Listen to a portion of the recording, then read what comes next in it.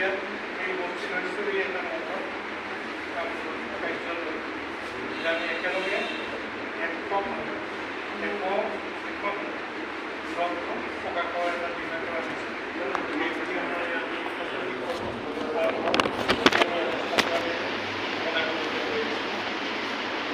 আপোনালোকে জনে যে ভক্তবন্ধু প্ৰকাশন, এই প্ৰকাশন গোষ্ঠীটোৱে যথেষ্ট কাম কৰি আছে।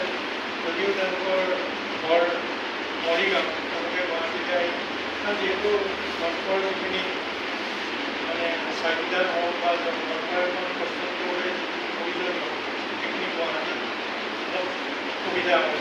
তেওঁলোকে গুৱাহাটীত আহি কৰি আছে কাম কেইবছৰ ধৰি।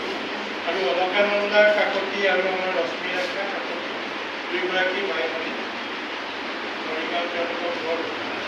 তেওঁলোকে অকল গ্ৰন্থ প্ৰকাশতে ক্ষান্ত থকা নাই, তেওঁলোকে বিভিন্ন অনুষ্ঠান পাতি আহিছে। আজি কিছুদিনৰ আগতে তেওঁলোকৰ বিদ্যালয়ৰ আমাৰ এটা বিজ্ঞান অনুষ্ঠান আয়োজন কৰিছিল মৰিগাঁও কলেজত। তাৰ সাক্ষী হৈ আমি আছিলোঁ। গতিকে তেওঁলোকে যথেষ্টখিনি কাম কৰি আছে। আৰু কুমনি দত্ত আপোনালোকে আমি যেতিয়া ফিল্ডত গৈছিলোঁ তেতিয়া আমি কুমনি দত্তৰ কামবিলাক পাইছিলোঁ। কুমনি দত্তই জীৱনত কি কৰা নাই, কুমনি দত্তই জীৱনত কি কৰা নাই? চিনেমা কৰিছে, থিয়েটাৰ কৰিছে, গান গাইছে, বিদেশলৈ মানুহ লৈ গৈছে বিভিন্ন কাৰ্যসূচীৰ মাজেৰে। তেওঁ গাঁৱে গাঁৱে বিভিন্ন কাম কৰি আছে, কিতাপ উলিয়াইছে, মেগাজিন উলিয়াইছে, চাৰে গাঁৱত খুব বাহিনী উলিয়াইছে।